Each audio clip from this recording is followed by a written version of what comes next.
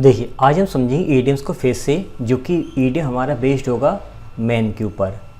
ऐसे सारी ईडियम हम लोग पढ़ेंगे जो ईडियम्स हमारे मैन से रिलेटेड होंगे, और उन हर ईडियम के अंदर मैन वर्ड ज़रूर आएगा। हम इनको थीम बेस्ड पढ़ रहे हैं, एक ही कैटेगरी के पढ़ रहे हैं ताकि हमें जल्दी से याद हो जाएं।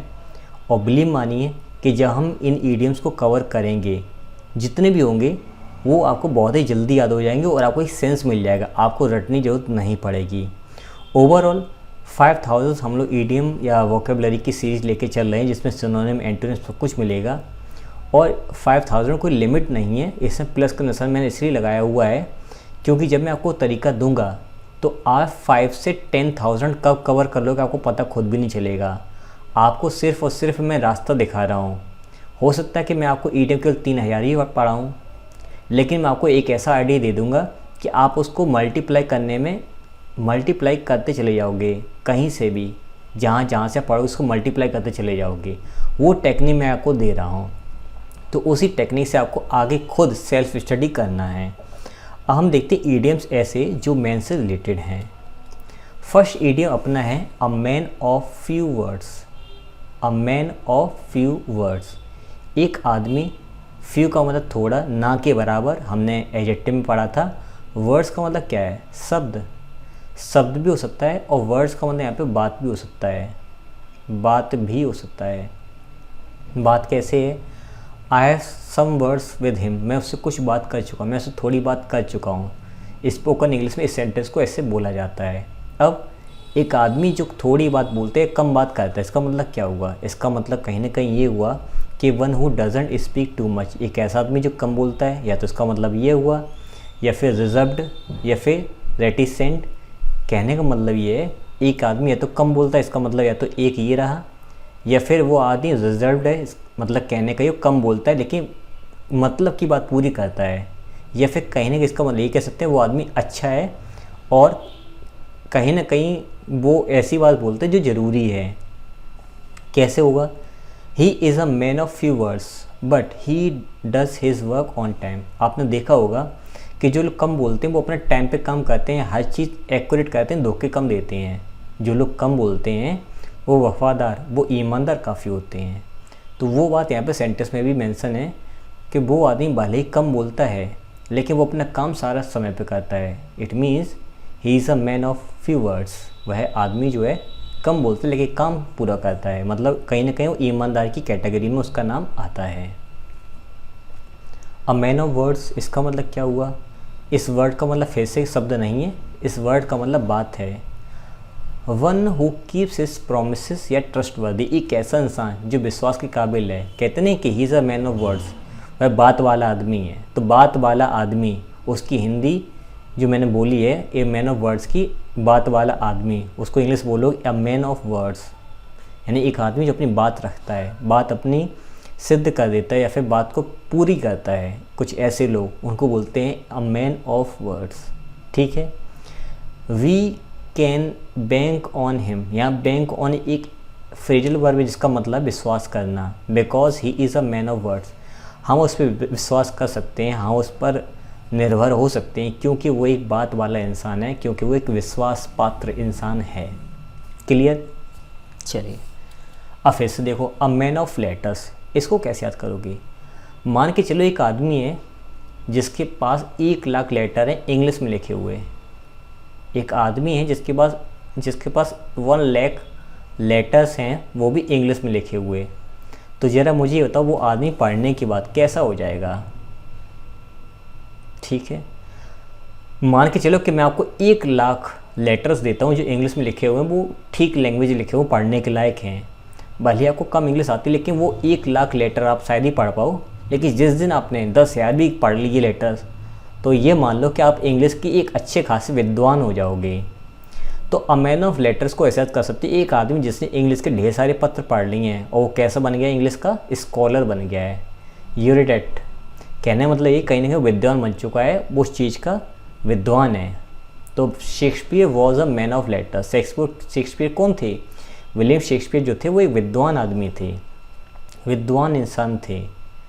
तो यहाँ पे अ मैन ऑफ लेटर जो आपका है, ए मैन ऑफ लेटर्स, वो आपका एक बुद्धिमानी के सेंस में यूज़ हुआ है। हम लोग चाहें तो यहाँ पर लिख सकते हैं शेक्सपियर वॉज अ स्कॉलर, है ना। तो उसी जगह हमने एक ईडियम को यूज़ कर दिया सेंटेंस में। और लेटर्स कैसे याद करोगे कि इंग्लिश के लेटर्स जो बहुत सारे पढ़ लेता है वो इंग्लिश में कैसा बन जाता है, स्कॉलर बन जाता है, विद्वान बन जाता है। फिर अगला देखो, a man in the street. कभी कभी अ मैन ऑफ द स्ट्रीट या फिर अ मैन ऑफ स्ट्रीट भी लिखा मिल जाता है, 3-4 तरीके से लिखा हुआ मिलता है। इसको कैसे याद करोगे, बहुत ही सिंपल है। जैसे गलियां हैं, एक आदमी जो गलियों गलियों में भटकता है, भाई गलियों में आदमी कौन भटकता है, कोई अमीर नहीं, साधारण कॉमन लोग जो होते हैं वो गलियों में भटकते हैं, मतलब फालतू के लोग जो होते हैं वो गलियों में भटकते हैं। तो अ मैन ऑफ स्ट्रीट का मतलब क्या हो जाएगा, एक आदमी जो गलियों में भटकता है। तो कैसा इंसान होगा, साधारण इंसान, फालतू का आदमी। Politicians are not bothered about the views of man in the street, मतलब कहने का ये जो पॉलिटिशियंस होते हैं जो गली गली घूम के वोट्स मांगते हैं, तो उन वोट के लिए कभी परेशान नहीं होते हैं, क्योंकि वो कॉमन व्यक्ति की तरह काम करते हैं और कॉमन व्यक्ति की तरह वहाँ पर एक्टिंग करते हैं। रियल में किसी का कभी भला नहीं करते हैं। इनका काम एक ही है कि जब वोट पड़ने होंगे तो आपके गली गली आएंगे, आपके घर पर आएंगे, आपको बहुत टाइम देंगे, और जैसे वोट मिल जाएंगे तो आपको याद रखने की तो बहुत दूर की बात है, आप दुनिया में मौजूद हो के नहीं, इस धरती पर आप हो भी नहीं, आप उन्हें ये भी पता नहीं होगा। तो ये तो हालत हो गई। ओवरऑल हमें तो इस ईडियम से मतलब था, इस ईडियम का मैंने आपको मतलब समझा दिया है। एक ऐसा आदमी जो गली गली भटकता है वो कैसा आदमी होता है भाई, कॉमन आदमी होता है। एक आदमी जिसे इंग्लिश के ढेर सारे लेटर्स पढ़ लिए वो कैसा इंसान हो जाएगा, इंग्लिश में विद्वान हो जाएगा। एक आदमी जो बात अपनी निभाता है हमेशा वो कैसा होता है, विश्वास पात्र इंसान होता है। एक आदमी जो बहुत ही कम बोलता है वो कैसा आदमी होता है, कम बोलने वाला इंसान और विश्वास काबिल ये भी होता है। ठीक है। अ मैन ऑफ स्ट्रॉ, बहुत ही आसान बात है। स्ट्रॉ का मतलब क्या होता है, स्ट्रॉ का मतलब भूसा होता है। भूसा जानते हो, जो गाय या भैंस जो खाती हैं चारा, उसको भूसा बोलते हैं। एक आदमी जिसके दिमाग में a man of substance, substance का मतलब क्या होता है, सब्सटेंस का मतलब पदार्थ होता है। एग्जैक्ट मतलब पदार्थ नहीं है, लेकिन सब्सटेंस का मतलब क्या होता है, जैसे कि साबुन है, सोप, तो ग्रामर ये कहता है सोप के आगे ए या एन नहीं आता है, मतलब इसके अकॉर्डिंग यहाँ पर ए नहीं आएगा। क्यों नहीं आएगा, क्योंकि सब्सटेंस है, ये पदार्थ है। अब इसको हम ए और इसके आगे अगर लगाना हो तो हमें एक केक ऑफ लगाना पड़ेगा या ए पीस ऑफ लगाना पड़ेगा, क्योंकि हम केक या पीस में इसको लेते हैं सोप को, ना कि डायरेक्ट सोप लेते हैं। सब्सटेंस है, ये पदार्थ है। तो अब मैन ऑफ सब्सटेंस का मतलब क्या हो, एक आदमी जिसके पास बहुत सारा पदार्थ है, बहुत सारा मटेरियल है, मतलब एक आदमी जिसके पास कच्चा माल बहुत सारा है, बहुत सारा। तो कैसा आदमी होगा, कॉमन सेंस की बात है, उसका फैक्ट्री होगी, वो मैन्युफैक्चरिंग का काम करवाता होगा। तो वो आदमी रिच है, वेल्दी है, इन्फ्लुएंशियल है, प्रभावशाली आदमी है। एक आदमी जिसका ढेर सारा सब्सटेंस है, कच्चा माल है, तो वो कोई गरीब आदमी तो होगा नहीं, अमीर आदमी ही होगा। इसका मतलब रिच या वेल्दी। अगर the girl choose to marry a man of substance, उस लड़की ने एक ऐसे आदमी चुना जो बहुत ही रिच था, बहुत ही अमीर था। तो इसको एक तरीके बनाने को और क्या है कि the girl choose to marry a man who was rich. इसको चेंज उन्होंने ऐसे कर दिया एक इडियम में, a man of substance. Clear हुआ, एक आदमी जिस पर ढेर सारा पदार्थ पड़ा हुआ है, कच्चा माल जिसके पास है, वो आदमी तो कॉमन सेंस के तो वो अमीर आदमी जरूर ही होगा। ठीक है। अब अगला देखो, अ मैन ऑफ पार्ट्स। पार्ट्स का मतलब ढेर सारे भाग। एक आदमी जो अलग अलग पार्ट्स, मतलब अलग अलग क्षेत्रों से, हम चाहें तो पार्ट्स को ऐसे कर सकते हैं fields. A man of fields का मतलब क्या हुआ, एक आदमी जिसको अलग अलग क्षेत्र की जानकारी है, ये एक आदमी जिसको अलग अलग पार्ट्स के बारे में जानकारी है। जैसे मान के चलो कि जब किसी कंपनी में कोई कार बनती है, किसी कंपनी में कोई कार बनती है तो उस कार के अलग अलग इंजीनियर्स होते हैं। कोई टायर का काम करता है, कोई खिड़की का काम करता है, कोई किसी का काम करता है, कोई किसी का काम करता है। एक ही आदमी एक ही चीज़ जो काम नहीं करता है। अब मैं कहता हूँ कि वो आदमी जो राम है ना, उसको खिड़की की, उसकी शील्ड की, उसके टायर की, हर चीज़ की जानकारी है। अ मैन ऑफ पार्ट्स, उसको हर एक पार्ट्स की जानकारी है। एक आदमी जिसको हर फील्ड की जानकारी है, फोटोग्राफी आती है, कंप्यूटर चलाना आता है, इंग्लिश भी पढ़ा लेता है, ये भी कर लेता है, वो भी कर लेता है, तो कैसा इंसान होगा? एक्सपर्ट। या फिर हम कह सकते हैं रेनेशा मैन। रेनेशा मतलब तो पुनर्जागरण का मतलब नई नई जानकारी होना। एक आदमी जिसको नई नई जानकारियाँ हैं, इसका मतलब अ man who is expert in different spheres. एक आदमी जिसको अलग अलग क्षेत्र में जानकारी है वो कहलाएगा एक्सपर्ट आदमी। बात आई समझ में? इसको ऐसे याद करेंगे। ही is a man of parts, वह एक विद्वान आदमी है, यानी कि वो एक एक्सपर्ट है। किसमें? म्यूजिक में, सिंगर भी, एक्टर भी, सारे काम कर लेता है। इट मीन्स कहीं ना कहीं हम उसके बुद्धिमानी के बारे में बात कर रहे हैं, वो एक्सपर्ट है। अगला देखो, लेडीज़ मैन, महिलाओं का आदमी। इसका मतलब क्या हुआ? क्या वो आदमी महिलाओं के समान हरकत करता है? नहीं।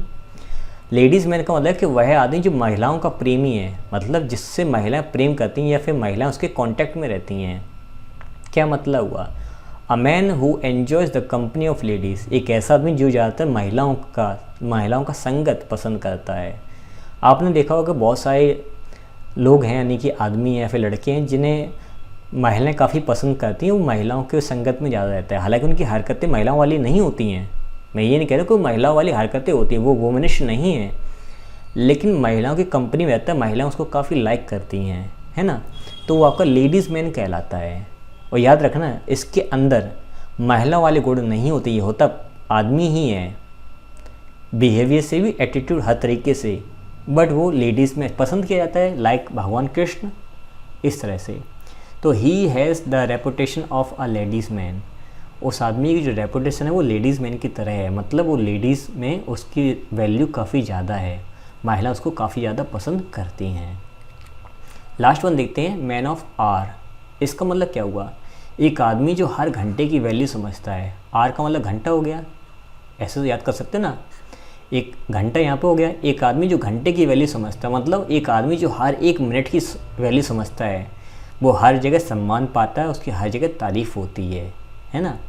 John was the man of hour at the office after getting